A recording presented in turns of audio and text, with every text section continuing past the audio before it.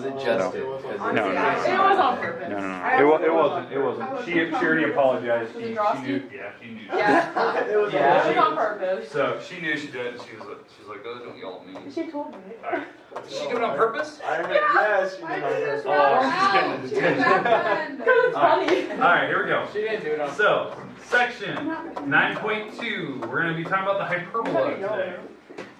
All right, so for the hyperbola, this is the next type of conic section that we're going to be talking about.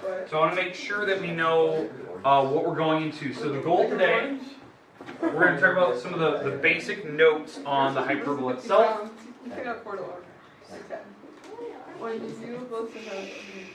All right, so we're talking about the types of conic sections today. The goal today is to talk about what the types are, because actually we've already had one type, but we're now going into the second one, so we're going to talk about that one. And then it's to talk about like where does it come from, like how do they make it, and then we're going to do a couple examples of graphing, a hyperbola. So examples of graphs of them. But again, the hardest part about this is just talking about the type and like what is it. Now we'll talk about on Monday next week.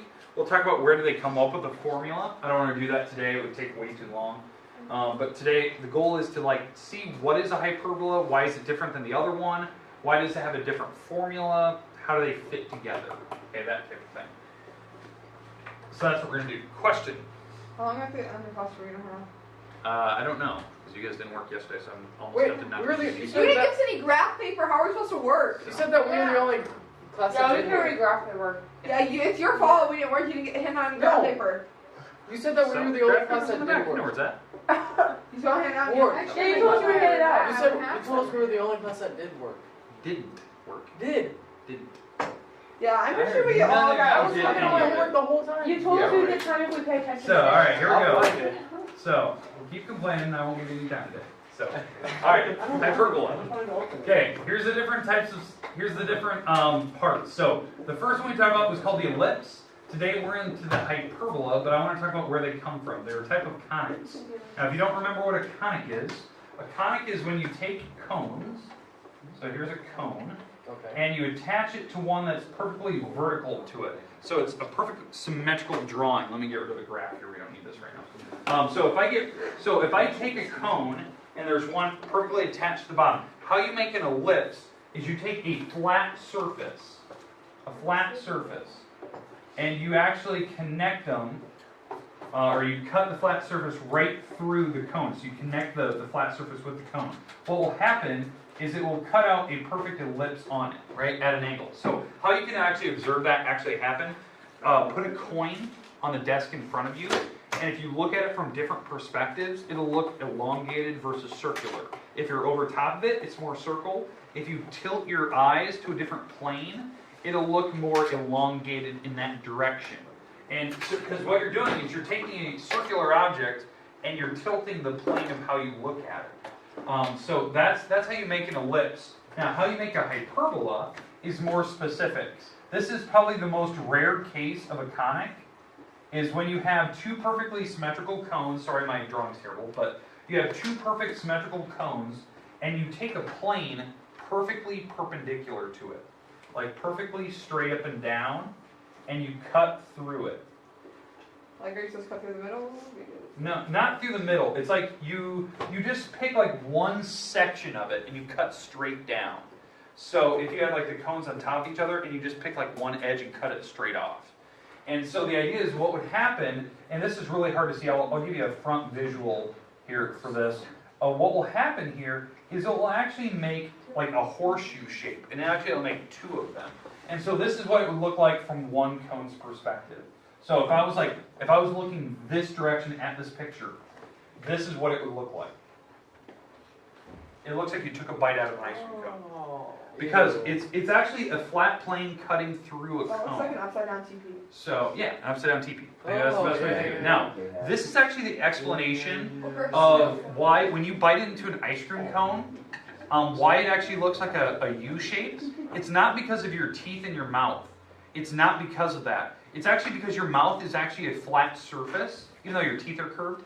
Your mouth is a flat plane, And when you bite through a circular object, it's actually making what this shape is, which that shape, this thing right here is the hyperbola. It's the actual U shape. But there's actually two of them. There's one on the top and one on the bottom. So you'll actually, down here, you'll actually have the perfect, you'll have the actual teepee on the bottom half. Okay? So the teepee will be on the bottom, then the cone's on the top. But that's what it would look like. They'd be perfectly symmetrical. So a hyperbola, there's actually two pictures. It's not just an ellipse or it's one. The formula itself is actually very similar to the ellipse. That's why I put it second. Some books tend to go to like the parabola or other shapes. But the thing is, I want you to see it like where it comes from. But it's basically it's just taking a cone and cutting straight down through it. And a lot of people always think, on an ice cream it's because of your mouth. It's actually just because of this mathematics, the plane's cutting it. But that's the idea. Now, let's go through some of the math here. Let's go through some of the math to talk about like how we do it, what the formula is. I'm not going to derive the formula today. That was that really long, complicated thing we did Monday. I'm not going to do that to you today. It's Friday. I want to keep it kind of light. But I want to talk about the actual graph. So let me pop up a graph up here in front of you. Okay, so here's my graph. Austin, I need some equation, preferably put x in the front. So, X squared okay, divided by 144 144 minus y squared 81. 81 equals 1. Yep. Okay. I'd like you to write this formula down. In fact, let me get rid of the graph just for 1 second while you write this thing. What does that look like to you? A squared plus b squared. But b squared, a squared, b squared. Yeah, it looks like the ellipse, right? It looks identical to what we just did yesterday. There's one subtle difference. Minus sign. sign. So the minus sign tells you it's a hyperbola versus an ellipse. That's the dangerous part about this today. That it looks so close to a hyperbola, some people would miss it. Or it looks so close to an ellipse, you would actually miss what type it is. Now, here's the bad news. Larson, you even said, a squared to b squared, and some other people were saying that as well. The problem is, a squared doesn't have to be the bigger number anymore. Okay, a squared is always the one that is positive. So this item out front, this item is the positive term, this one is the negative term. So since this is positive, this is the a squared term. And then this will be the b squared term. And now here's the thing. It's not major axis and minor axis anymore. It doesn't matter about that. Hyperbolas don't have a major axis and a minor axis. Like this is the h-word kind of problem? Yeah, this is the new one, that hyperbola type. This is the new one, yep, that we're talking about. Okay, so when you solve this, when we solve for a squared, a is going to be plus or minus 12. What this is how you're going to start your hyperbola. It doesn't have the other one as well. Like on an ellipse, we always had major axis and a minor axis. You figured out the 4 numbers, and you went and draw it from the center. We don't have to worry about that. This is the only number that really matters, which is kind of nice. There's only one number you kind of have to focus on. Now we will be looking at the foci, right? The 2 dots where the sun would sit. We still look at the center and drawing it, but then there's one other piece we would look at, but it doesn't have a minor axis to it. So let me go back to the graph here. We're going to try to draw this. So on this hyperbola, the center is still 0, 0. There's no numbers with x and y. And then the a number, since that's the positive term, that's the only number I really care about. I don't care about the negative one in the back. We'll see that later. So let me just draw a rough sketch of this thing. So the center on this particular problem is at 0, 0. There's no parentheses on the top, so this is still the center. Okay? But where we're going to draw this, which axis am I on? This one. I'm on the x, because the x was the positive term. So this thing is going along the horizontal. It's on the x-axis. So when I use this a number, I'm going along the x-axis from the center. So I'm going over 12 this way and negative 12 this way. And then I'm going to draw the rough sketch what this thing looks like. And what I mean by that is that this hyperbola is just branches. It kind of looks like a parabola, but it's not. A parabola is more bowl-shaped, U-shaped. This is like very open. It's like almost like a dish, like a satellite dish. It's kind of like a mixture of a plate and a bowl. Like it's that happy medium. There's still a curve to it, but it's not as severe as a parabola. Parabolas are very U-shaped. This is kind of more flattened. But there's one over there. That's one branch. It's 12 over that way. And then this one is, let me get rid of this formula. This one over here is going this direction. And again, it's supposed to be very open, flattish kind of shape. But that's the idea. So now I'll put the formula back up here, but the idea, how I found that is I just have to look at which term is the positive term. So when we wrote this down, this was the x squared over 144 minus y squared over 81.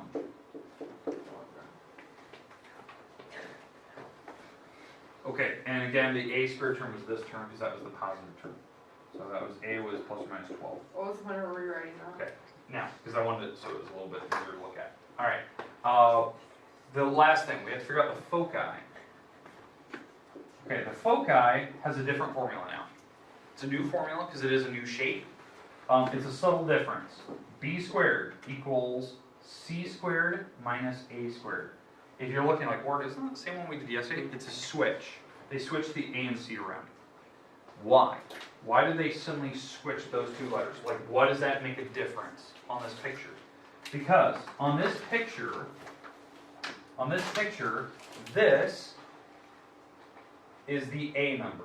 It's the distance from the center out to one of your branches, which is the horizontal distance you're traveling to make that, right?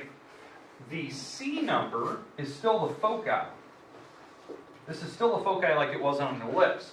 But why they switched them is because the foci has to be in the middle of the satellite dish. So that's actually a farther distance away. This focus, which is, in our case, is the C number on this formula, that is actually a bigger number than A squared. So I had to switch those numbers, so I had to put it in the right order so I could actually subtract it. So that's why they moved the C number and the A number. Because A was actually a shorter distance, it's 12. C is actually a bigger number.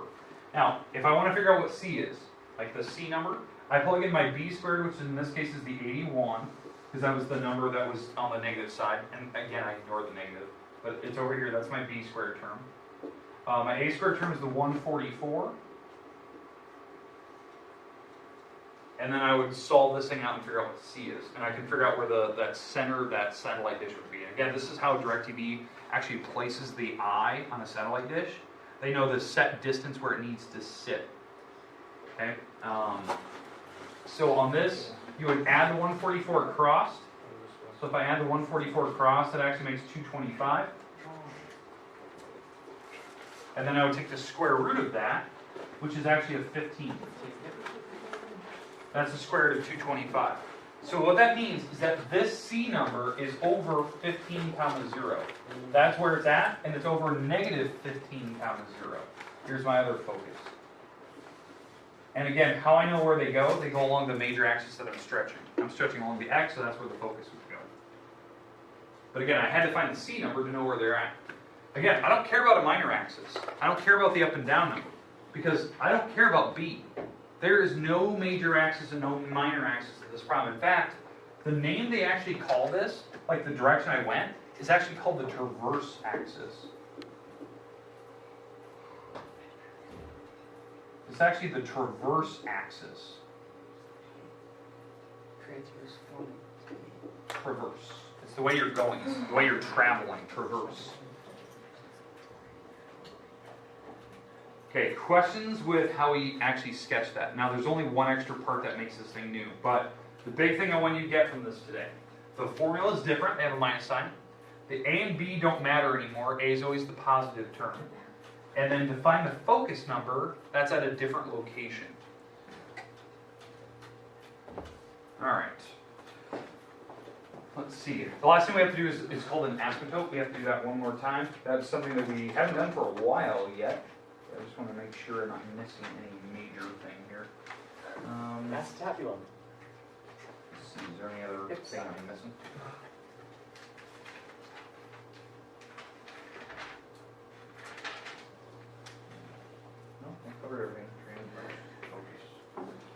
jeez, what am I doing? You Transverse, there we go. transfers form. Transverse axis. Spelled wrong. If anyone you got a picture of that. Hey, I Look at do. that English. Ooh. Okay, Oh, so okay. transverse axis, I so, don't have that. alright, so transverse axis, that's the major one you're going. Now, how I knew it was going along the x, because again, x is the positive term. Now, the last thing we have to do is called an asymptote. How you actually do this? An asymptote tells you how wide the branches are. Because I said the branches aren't really U-shaped, they're very flat, but how do you know where they curve? Because they do start to curve at some point. That's where this next part comes into play, and it's called an asymptote. And we've done that before. An asymptote is a point of no crossing, right? That's what we use. But how we actually find it for this problem. Again, I'm going to write this problem over here just so we can see where the numbers are coming from. Okay, so it's going to be a part of this. Now, the actual asymptotes in this particular problem are linear equations. Now, the book shows you this formula for a linear equation, right? Y equals mx plus b. I don't actually care about the b number. I don't care about that. The reason why, I don't really care about where we hit the y-axis. All I care about is slope, and I care about where my center is. Because the center doesn't have to be on the y-axis. It can be anywhere floating, but we always use the asymptotes off the center. That's why I just erase the plus b part, because I don't actually care where that is. I just need slope. Now, how you find slope? Slope is actually a fraction, right? It's rise over run. And what we're going to do is we're going to actually write the rise over run using the numbers from this problem. How I know where the numbers go. This is where the A and B numbers now come into play. So A was the plus or minus 12. The B is a 9, right? Because 81, the square root of 81 is 9. So I'm going to use those numbers in for slope, and then that's going to be my equation. Now, where I'm going to get these numbers from? What is the number that's below the y? 81. So I'm going to use the 9. That number is going to go on the top. Now, the reason why that number goes on the top, it's rise over run. Well, rise numbers are y numbers. So any number that's below the y is always the top number no matter what. I don't care if it's out front. The y number is if it's whatever the y is, you look below it and that number goes on the top for slope. The x number was the 12, right? That's the 144. So this is my slope. So my equation for my asymptotes that I'm going to use is going to be this. Y equals plus or minus 9 over 12x. Now, if you want to simplify that, because I know 9 over 12 does simplify, that's the same thing as writing plus or minus 3 over 4. That's fine. But how I draw this, those are two different lines, and they're starting off of the center, and that it's a point of no crossing, right? So this is how I draw my branches very, very accurately, right? All right, so how you'd actually draw this from the center, I'm going to use my slope as rising 3, running 4. Rise 3, run 4, rise 3, run 4, and here's one of the asymptotes. So the branches will hug up against this. So this branch will come up here and hug up against it, never cross it. This branch will come down here and never cross it. Then I use the other slope, which is dropping 3, running 4. Dropping 3, running 4. Oh my gosh. And this will be the other one. It makes the move an axis, and then if you put a line on the left side and a line on the right side, it makes the picture. Yeah, so the idea is that the actual branches hug up against it. We actually have the focus on the inside, the two bowls. The bowls are facing outwards. And then we have our transverse axis labeled, we have everything. The slope is always the thing that gets people, because the only way that this formula could be different, like how they could change this picture, they could change the numbers on the bottom and kind of move things in and out, and that would change your slope. But what a different type of hyperbola you could have is when they move the y out front. So if they just switch this around like this, they just switch the x and y, notice the a is still below the y. It doesn't matter which one's bigger. So this can be a small number, that can be a big number. Whatever one's positive, that's the major axis, so I'd be going up and down. And this number, this a number, if I'm writing my asymptote formula, the a will be on the top in that case. Because when I'm writing my my asymptotes. Whatever number is below the y, that number goes on the top. Whatever number is below x goes on the bottom. That's how I did that part over there. Oh, would that make the graph go up and down? Up and down instead. Yep. Question? Ring of Bethany. Yes. Okay. Questions, comments, concerns about what we just talked about today? All right. I'm going to trust that you can actually work on your homework today. I'm going to hand out some graph paper if I did not already for some reason. You did. You did it. Okay. You'll need it. You'll need 11 out of the 12. Use pencil. Do not use pen. Okay. Use pencils. Bye.